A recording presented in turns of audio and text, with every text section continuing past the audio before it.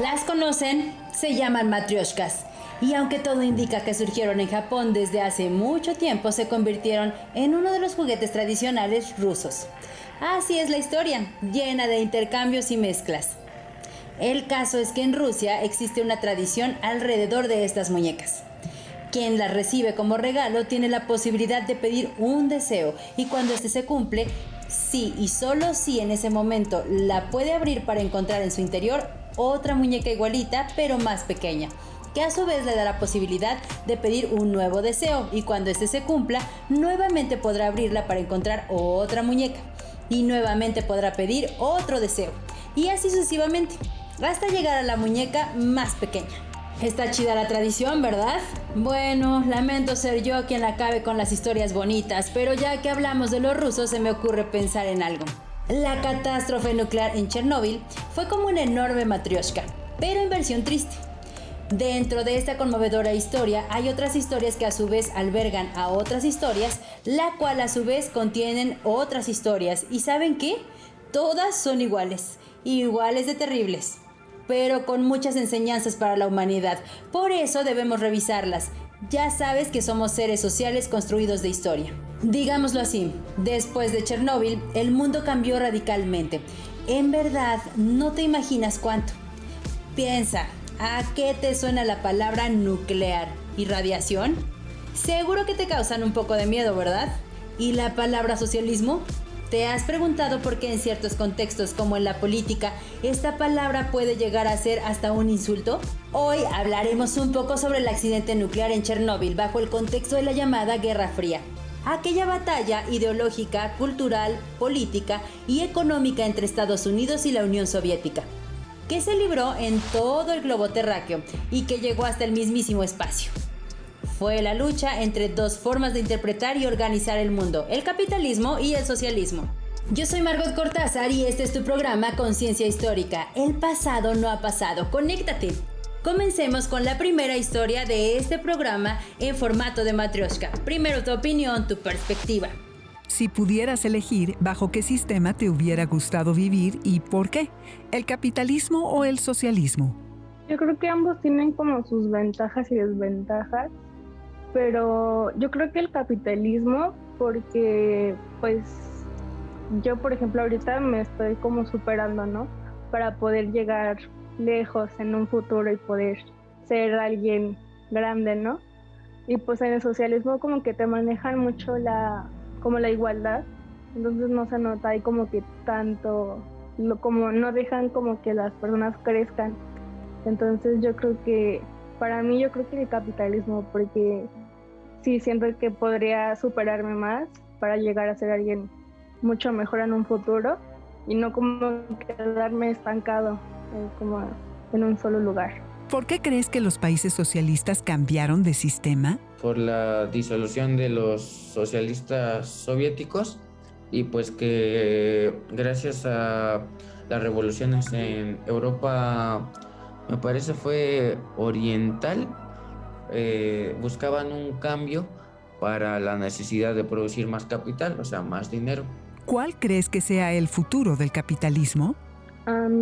Yo creo que pues dentro de lo que cabe va a seguir como siendo, ¿no? Tal vez la desigualdad, porque pues la gente va a ir progresando, ¿no? Y ahorita con todo lo de la tecnología, pues se va a seguir como superando y va a crecer todavía esa desigualdad. Entonces yo creo que sí va a ser un poco más notorio entre las clases sociales, porque pues sí se va como viendo, ¿no? Ese cambio entre las personas y todo lo que se va creciendo.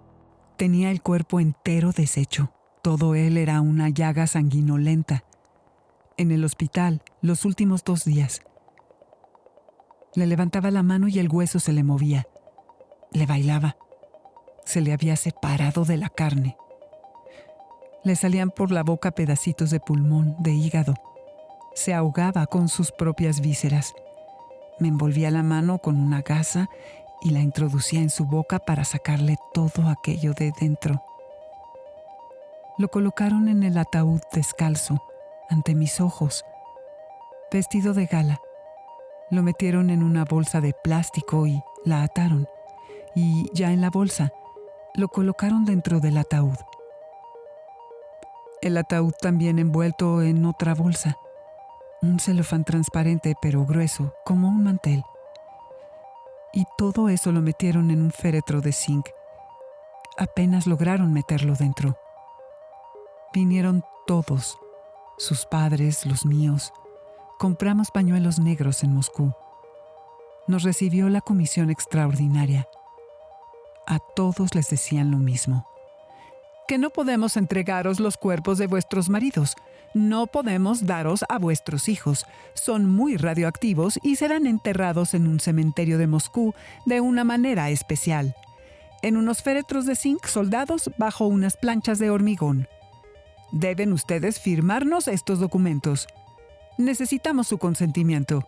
Y si alguien, indignado, quería llevarse el ataúd a casa, lo convencían de que se trataba de unos héroes, decían, y ya no pertenecían a su familia. Son personalidades y pertenecen al Estado. El texto pertenece al libro Voces de Chernobyl, Crónica del futuro, de la escritora bielorrusa Svetlana Alexievich, quien además escribió lo siguiente con relación a la catástrofe nuclear.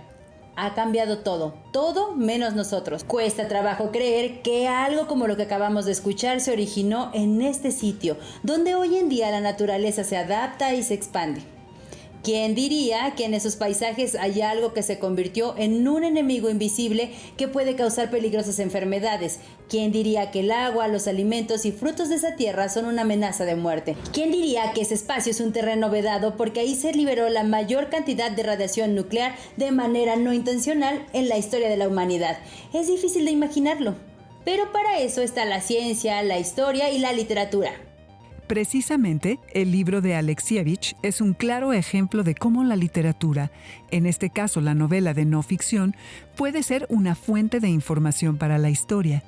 De hecho, la novela de la Premio Nobel de Literatura es también como una especie de matrioshka en la que a partir de testimonios de víctimas, bomberos, psicólogos, políticos, soldados y de los famosos liquidadores, es decir, de los encargados de disminuir las consecuencias del accidente nuclear, reconstruye las grietas de esta tragedia. La obra nos ofrece los matices, los contrasentidos del suceso que la historia oficial no puede ofrecernos.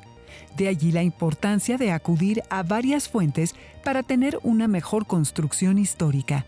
Por esta razón, en la novela a la escritora poco le importan las crónicas y los datos oficiales.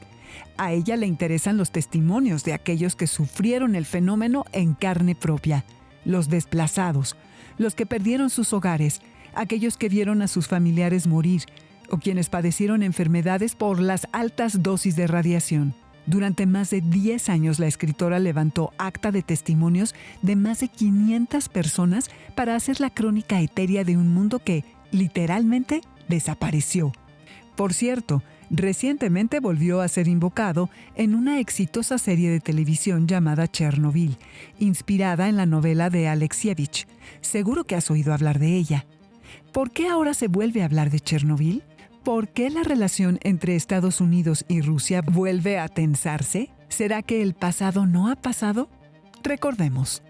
El 25 de abril de 1986, los trabajadores de la estación nuclear Vladimir Ilich Lenin, ubicada en Chernobyl, programaron el mantenimiento rutinario del cuarto reactor nuclear. A grandes rasgos, el accidente se debió a que los trabajadores quisieron probar si el reactor podía enfriarse en el caso de que la central se quedara sin electricidad. Se trataba de un simple test de seguridad.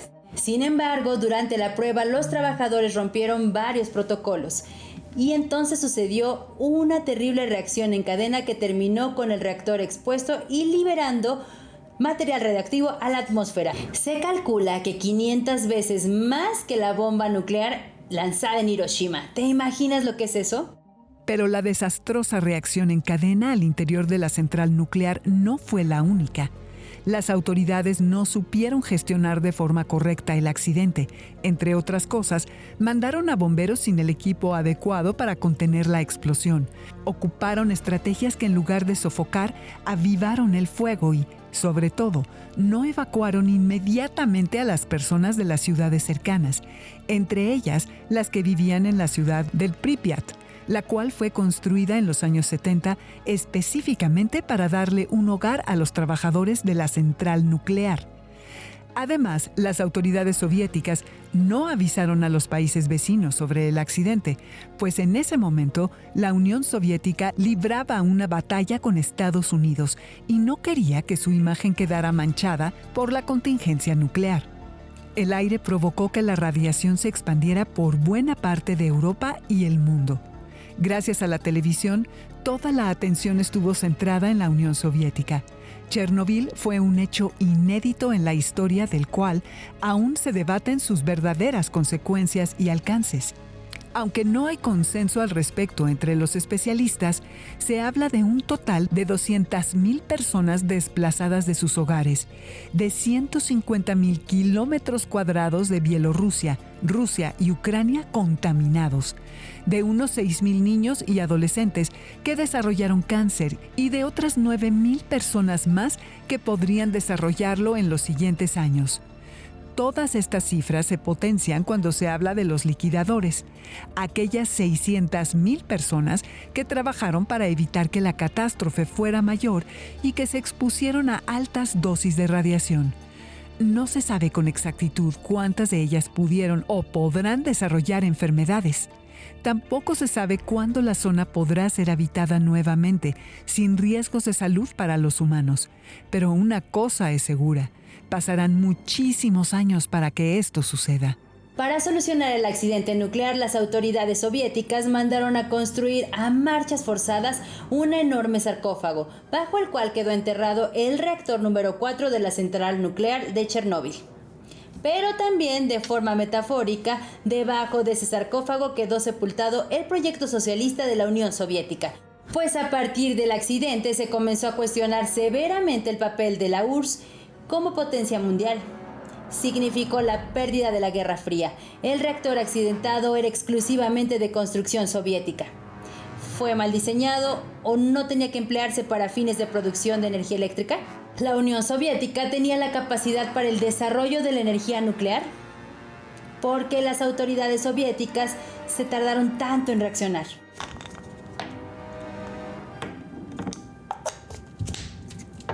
Fue como si la radiación liberada en Chernobyl permitiera ver al mundo la profunda crisis en la que se encontraba el socialismo ruso. Entramos pues en otra historia dentro de esta inquietante historia. El doctor Miguel Eduardo Morales nos hablará sobre la Guerra Fría para comprender mejor este apartado. ¿Qué es y cuál es el origen de la Guerra Fría? Es consecuencia de la Segunda Guerra Mundial, el reacomodo de fuerzas al término de la Segunda Guerra Mundial. Ahí, en este reacomodo de fuerzas, terminamos con un mundo bipolar, que sería el primer mundo liderado por Estados Unidos, ¿no? El mundo capitalista, y el segundo mundo, que sería el bloque socialista, liderado por la Unión Soviética, con el el Pacto de Varsovia. Y bueno, pues este enfrentamiento de ver quién tiene la superioridad, de quién va a poder dominar el mundo económica, políticamente, pues de fría no tuvo mucho, ¿no? Se le llama fría porque hubo fue más de una guerra de amenaza nuclear, ¿no? Una carrera armamentística. ¿Cuáles son las consecuencias de la Guerra Fría que actualmente nos afectan? Yo creo que la principal consecuencia, los dos principales desastres, porque son desastrosos, ¿sí? El que el mundo haya sido polarizado tan fuertemente creó una guerra de ideologías al término de la Guerra Fría, con la caída del muro de Berlín. ¿Sí? El que haya por ahí grupos que se insultan unos a otros diciendo, pues es que tú eres un rojo, o eres un izquierdoso, etcétera, etcétera, o que tú eres un fascista o eres un facho porque eres un cerdo capitalista. Eso es muy, muy negativo para la humanidad en todo momento, pero pues en este momento más. Fíjense qué interesante. Estaba leyendo que algunas de las cosas que hoy en día son imprescindibles tuvieron su origen durante la Guerra Fría. Por ejemplo, el Internet. La red de redes que fue creada durante este periodo con fines militares y de seguridad.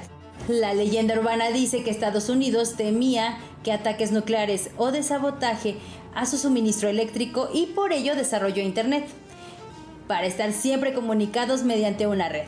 ¿Quién sabe si sea verdad? El caso es que durante la Guerra Fría se desarrollaron muchísimos inventos y hubo un montón de avances de la ciencia, medicina, astronomía y también de la industria armamentística. De ahí la creación de reactores nucleares como los de Chernóbil.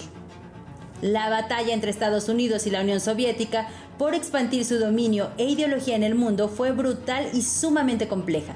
No se resume a una simple guerra de espías, como muchas veces hemos visto en la televisión. Recordemos que a partir de la Primera Guerra Mundial, Estados Unidos se posicionó como potencia económica a nivel mundial, encabezando un sistema de producción capitalista, mientras que Rusia vivió una revolución que, con el paso de los años, la llevó a implementar un sistema socialista, basado fundamentalmente en las teorías sociales y económicas de Carlos Marx, Federico Engels y el mismo Vladimir Ilich Lenin, teórico, pensador y líder del movimiento revolucionario, entre otros. Al inicio de la Segunda Guerra Mundial, la Unión Soviética era el único país socialista en el mundo, gobernado por un partido comunista.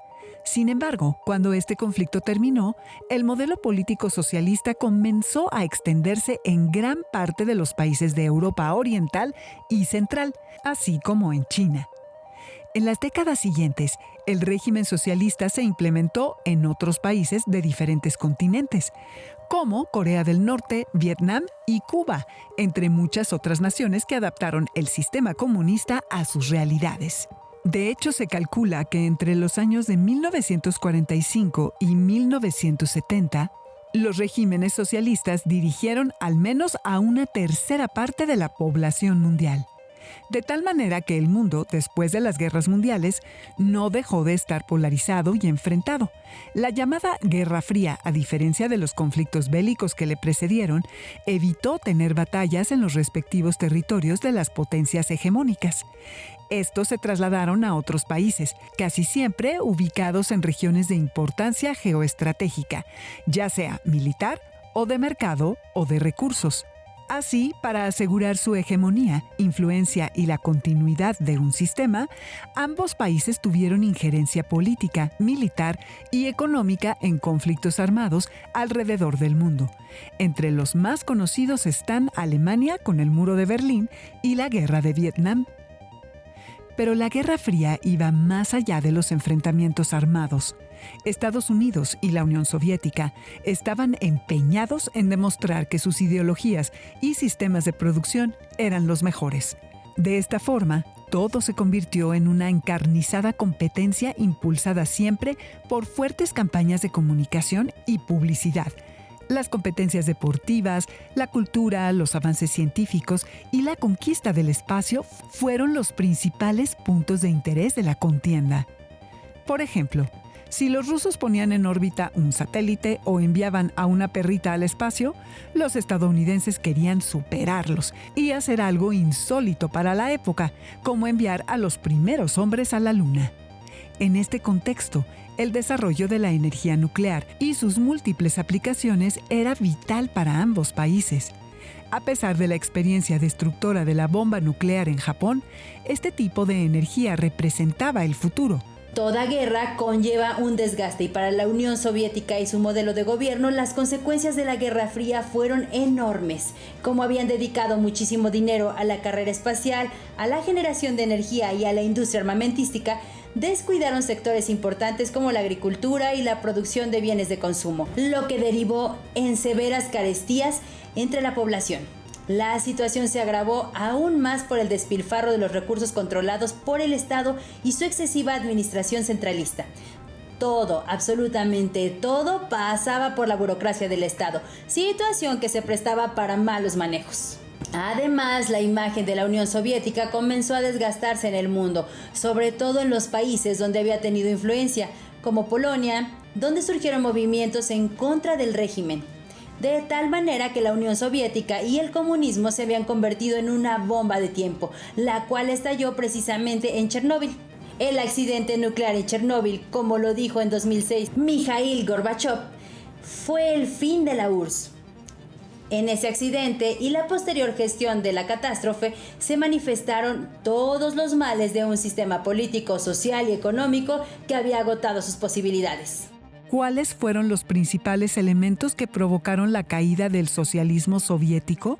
El principalísimo elemento fue la propia erosión del sistema socialista y realmente tuvo bastantes beneficios para la población en general. El caso es que fue que se haya totalizado el sistema por parte del Soviet Supremo del partido.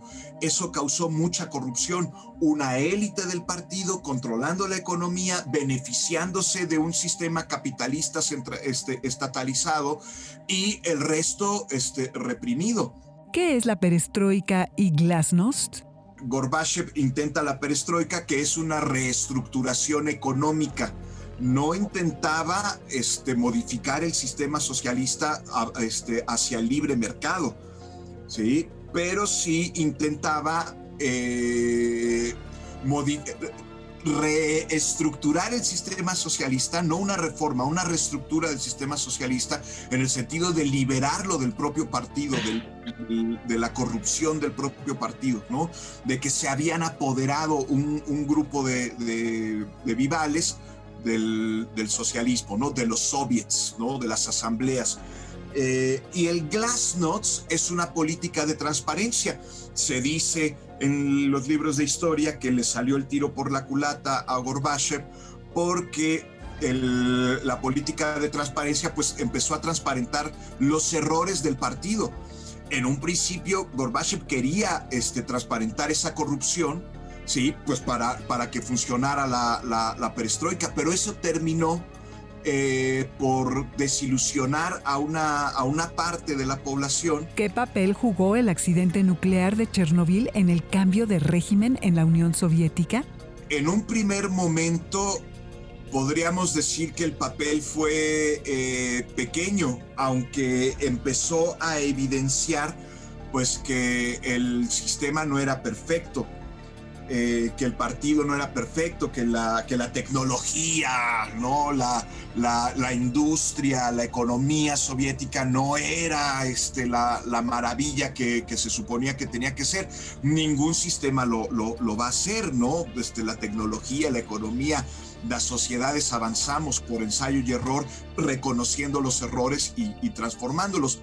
Entrevistándose a sí misma sobre el accidente nuclear en la novela Voces de Chernobyl, la escritora Alexievich dijo: Chernobyl es un enigma que aún debemos descifrar, un signo que debemos leer, tal vez el enigma del siglo XXI, un reto para nuestro tiempo.